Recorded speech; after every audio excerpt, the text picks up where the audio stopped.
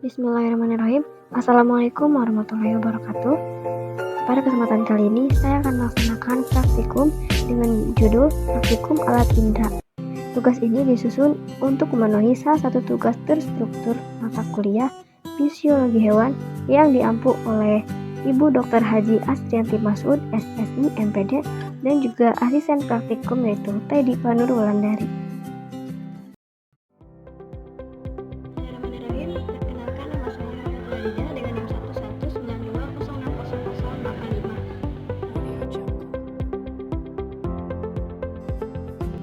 Manusia berinteraksi atau membutuhkan informasi berupa rangsangan dari lingkungan luar. Agar rangsangan tersebut dapat ditangkap, dibutuhkan indera. Indera atau biasa disebut dengan panca indera terdiri dari 5 bagian, diantaranya adalah indera penglihatan melalui mata, indera penciuman melalui hidung, pendengaran melalui telinga, perasaan melalui lidah, dan perabaan melalui kulit. Alat indera adalah alat yang ada pada tubuh manusia dan berfungsi untuk mengenal keadaan dunia luar. Indera ini mampu mengubah rangsangan menjadi impuls. Impuls ini merupakan sinyal listrik yang sampai ke otak untuk membawa berita sehingga orang dapat mengenal dunia luar. Pada setiap alat indera terdapat saraf. Saraf ini akan menerima rangsangan dari luar tubuh. Kemudian saraf mengirim rangsangan itu ke otak. Syarat rangsang diterima otak dengan baik, maka kita dapat melihat, mendengar, mencium bau, mengucap, atau meraba.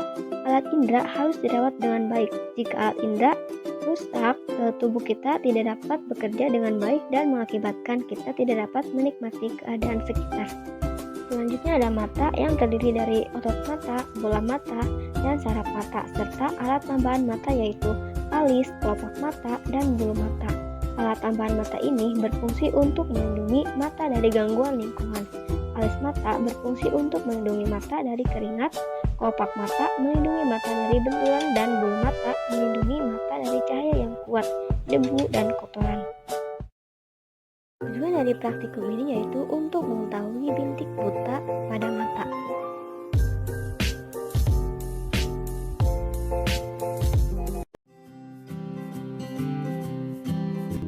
Langkah pertama, kita ukur tas manila 3x14 cm, kemudian buatlah tanda positif dan tanda titik dengan garis tengah 2 mm pada kertas dengan jarak plus dan titik.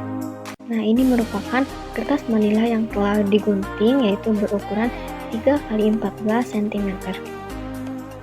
Peganglah kertas dengan tangan kiri sejauh 50 cm di depan mata. Pusatkan mata kiri terhadap tanda titik dan mata sebelah kanan ditutup dengan mata kiri tetap berpusat pada titik.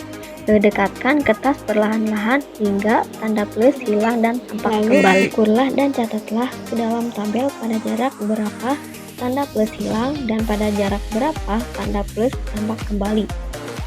Ulangi percobaan hingga 3 kali. Selanjutnya, mundurkan kertas hingga tanda plus kembali, kemudian ukur dan ulangi sebanyak 3 kali. Kemudian tuliskan hasilnya.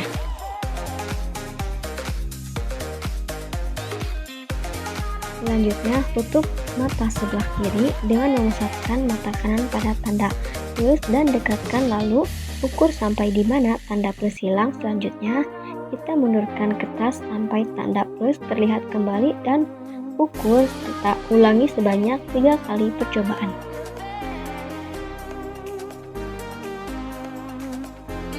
Kemudian ukur dan catatlah hasil ke dalam buku tulis.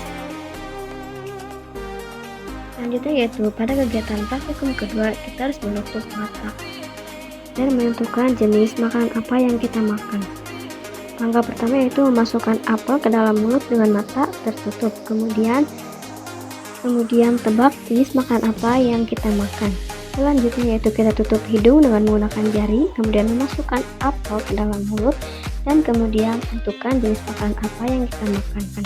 Selanjutnya tutup mata dan kemudian masukkan jahe ke dalam mulut, kemudian tentukan makanan apa yang kita makan. Langkah selanjutnya yaitu kita menutup mata dan menutup hidung dengan menggunakan jari, kemudian masukkan jahe ke dalam mulut, lalu tentukan makanan apa yang kita makan. Selanjutnya yaitu ada tabel hasil pengamatan pada praktikum kegiatan pertama. Berdasarkan nama, robot Lajija dengan frekuensi percobaan. Yang pertama, saat mata kanan ditutup, jarak pada waktu tanda plus hilang yaitu sekitar 33 cm. Kemudian pada frekuensi percobaan kedua yaitu 40, pada percobaan ketiga yaitu 38 cm. Kemudian dengan jumlah 111 dengan rata-rata 37 cm. Kemudian saat mata kanan ditutup, pada jarak waktu tanda plus tampak kembali yaitu sekitar 34 cm. Kemudian pada percobaan kedua yaitu 45 cm. Pada percobaan ketiga yaitu 41 cm dengan jumlah 120 cm dan rata-ratanya yaitu 40 cm. Kemudian saat mata kiri ditutup yaitu jarak pada waktu tanda plus hilang yaitu sekitar 44 cm. Pada percobaan kedua 48 cm dan percobaan ketiga yaitu 37 cm dengan jumlah 129 cm dan rata-ratanya yaitu 43 cm. Kemudian jarak pada waktu tanda plus tampak kembali yaitu sekitar 45 cm. Pada percobaan kedua yaitu 42 cm, pada percobaan ketiga yaitu 39 cm dengan jumlah 126 cm dan rata-ratanya yaitu 42 cm. Selanjutnya kita masuk ke pembahasan. Berdasarkan percobaan yang telah dilakukan, dapat diketahui bahwa posisi bintik buta mata kanan dan mata kiri berbeda. Perbedaan ini terlihat saat kita menutup mata sebagian secara bergantian pada keadaan jarak tertentu, sehingga penglihatan nampak kabur. Hal ini disebabkan oleh pembiasaan cahaya dari benda tersebut jatuh di bagian bintik buta. Pada retina yang cahayanya jatuh pada bagian yang tidak mengenai sel-sel batang dan kerucut, sehingga tidak ada impuls yang diteruskan ke saraf optik. Sebaliknya, jika pembiasan cahaya dari suatu benda jatuh di bagian bentuk kuning atau retina, maka benda dapat terlihat. Setiap orang memiliki tempat di retina mereka di mana saraf otak terhubung. Di area ini tidak ada sel peka cahaya sehingga bagian retina ini tidak dapat melihat. Ini yang disebut dengan bintik buta. Menurut Mendrova pada tahun 2003, pada retina terdapat dua buah titik buta yaitu bintik kuning atau disebut juga dengan fovea dan bintik buta disebut juga dengan blind spot. Pada bintik kuning terdapat sejumlah sel saraf kerucut, sedangkan pada bintik buta atau blind spot tidak terdapat sel saraf batang maupun kerucut. Suatu objek dapat dilihat dengan jelas apabila bayangan objek tersebut tepat jatuh pada fovea. Dalam hal ini, lensa mata akan bekerja secara otomatis untuk memfokuskan bayangan objek tersebut sehingga tepat jatuh pada bagian fovea. Berdasarkan hasil praktikum, dapat saya simpulkan bahwa setiap orang memiliki bintik buta yang berbeda-beda berdasarkan jarak yang diperoleh dalam memfokuskan suatu objek dengan menutup sebelah mata secara bergantian. Bintik buta ini dapat diartikan bahwa tempat saraf optik meninggalkan bagian bola mata dan tidak mengandung sel batang maupun sel kerucut, sehingga apabila bayangan ini akan jatuh pada bintik tertentu, maka tidak dapat terlihat bayangannya.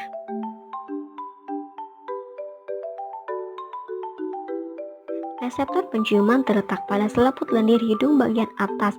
Daerah ini mempunyai luas kurang lebih dari 2 cm yang berwarna kekuning-kuningan, yang disebut sebagai area olfaktoria. Daerah ini selalu berlendir karena ada sekresi daripada kelenjar Bowman. Sekresi inilah yang akan melarutkan gas yang sampai pada area olfaktoria sehingga dapat merangsang saraf penciuman. Makin rendah titik didih suatu gas atau cairan makin kuat rangsangannya menurut Nur Hastuti pada tahun 2018 halaman 49. Alat penciuman erat hubungannya dengan alat pengecap, bahkan disebut sebagai pengecap jarak jauh. Alat penciuman mempunyai kepekaan yang luar biasa karena kadar zat-zat yang dimilikinya rendah.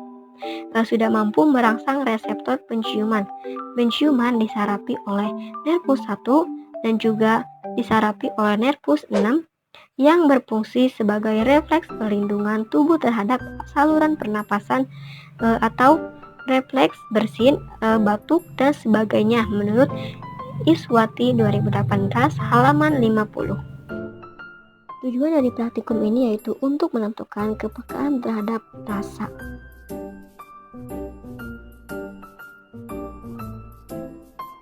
Selanjutnya yaitu hasil pengamatan praktikum kegiatan 2 berdasarkan nama Propetulagija dengan frekuensi percobaan. Yang pertama saat menutup mata pada saat memakan buah apel, ketika dikunyah terasa manis, sedikit asam, kemudian berair, memiliki bau yang khas sehingga dapat disimpulkan bahwa buah tersebut adalah buah apel. Selanjutnya yaitu jahe. Sebelum dimakan dan dikunyah sudah tercium aroma baunya. Saat dikunyah terasa hangat, sedikit keras dan pahit sehingga dapat disimpulkan bahwa itu merupakan jahe.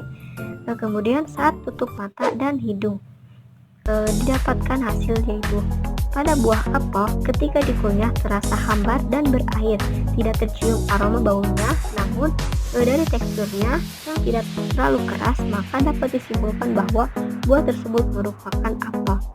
Kemudian pada jahe sebelum dimakan dan dikunyah tidak tercium aroma baunya, tapi setelah dikunyah terasa hangat dan pahit dan sedikit keras, maka dapat disimpulkan bahwa ini merupakan jahe. Pada praktikum kegiatan kedua ini yaitu setiap buah atau makan memiliki ciri khas tersendiri, mulai dari aroma, rasa maupun tekstur, sehingga rasa maupun aroma yang diperoleh dari buah tersebut mampu dibedakan menggunakan indera pencium maupun indera pengecap.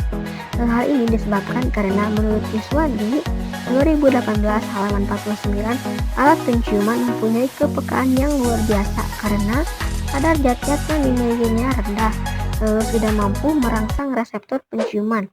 Nah, reseptor penciuman ini terletak di bagian atas rongga hidung. Pada gerak pernapasan biasanya aliran gerak udara pernapasan hanya melalui bagian bawah rongga hidung. Oleh karena itu, kita bernapas biasa suatu zat tidak tercium oleh kita. Supaya udara pernapasan dapat mencapai rongga hidung bagian atas atau area olfaktoria, maka kita harus menarik napas dalam-dalam. Dengan demikian terjadi arus memutar dari udara pernapasan sehingga gas yang mengandung zat yang berbau tadi akan sampai pada area olfaktoria, bau akan tercium. Berdasarkan hasil praktikum dapat saya simpulkan bahwa buah maupun makanan memiliki bau dan rasa yang khas. Hal tersebut dapat dibedakan dengan menggunakan alat indera pembau serta indera pengecap sehingga menimbulkan kepekaan terhadap rasa maupun aroma dari jenis buah atau makanan yang kita makan. Selanjutnya kita masuk ke pertanyaan dan jawaban. Soal pertama yaitu apakah yang dapat kamu katakan tentang tanda plus atau positif dari hasil pengamatan? Jawabannya, dari hasil pengamatan di atas, tanda plus digunakan untuk mengetahui titik atau jarak bintik buta yang dimiliki oleh setiap orang. Hal ini bisa terjadi jika bayangan dari tanda plus tersebut masuk ke daerah bintik buta. Dan pada soal kedua, pada jarak tertentu tanda plus hilang dan pada jarak yang tertentu yang lain tampak kembali. Apa sebabnya? Jawabannya, pada jarak tertentu tanda plus positif hilang atau tidak terlihat karena tanda tersebut dibiasakan masuk ke dalam bintik buta, yaitu daerah yang berada pada jarak antara tanda pada bintik buta tersebut disebabkan karena pada bintik buta tidak memiliki reseptor cahaya. Kemudian soal ketiga yaitu adakah hubungannya antara peristiwa tersebut dengan peristiwa buta warna? Kemudian jelaskan. Nah, jawabannya tidak ada hubungannya karena buta warna adalah suatu kelainan yang disebabkan oleh ketidakmampuan sel-sel kerucut mata untuk menangkap spektrum warna tertentu. Selain buta warna juga dapat terjadi karena faktor genetika. Setiap orang belum tentu buta warna, tetapi setiap orang memiliki daerah bintik buta di mana pada titik tersebut setiap orang tidak dapat melihat objek tertentu. Selanjutnya pertanyaan keempat, orang yang pindah dari tempat yang terang ke tempat yang gelap, tiba-tiba penglihatannya menjadi berkurang atau pandangannya menjadi gelap. Ada kesamaan dengan hilangnya tanda positif pada tanda percobaan tadi.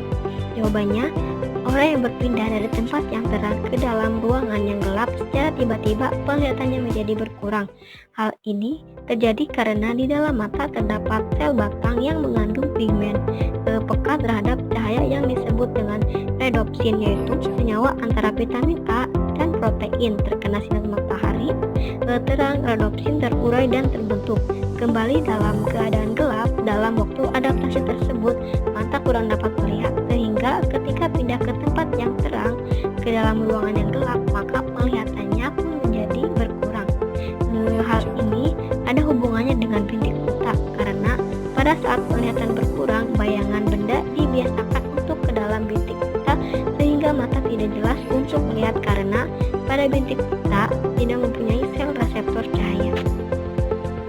Pertanyaan kelima, dalam mengerjakan percobaan tadi, apakah Anda melakukan akomodasi? Apa yang dimaksud dengan akomodasi? Jawabannya, ya, melakukan akomodasi karena otot silindris berkontraksi sehingga lensa mengembal untuk menangkap cahaya, sehingga akomodasi adalah kencembungan lensa mata yang dapat berubah-ubah atau membal atau juga menipis, yang membuat pandangan kita menjadi fokus. Kemudian soal keenam, yaitu orang yang lanjut usia umumnya memakai kacamata. Jelaskan peranan kacamata tersebut. Jawabannya, kacamata yang dipakai adalah kacamata berlensa rangkap, yaitu cekung dan lensa cembung. Bagian yang berlensa cekung digunakan untuk melihat benda yang jauh, dan bagian yang berlensa cembung digunakan untuk melihat benda yang jaraknya dekat, sehingga bayangan benda yang dapat jatuh di tempat di retina. Sekian yang bisa saya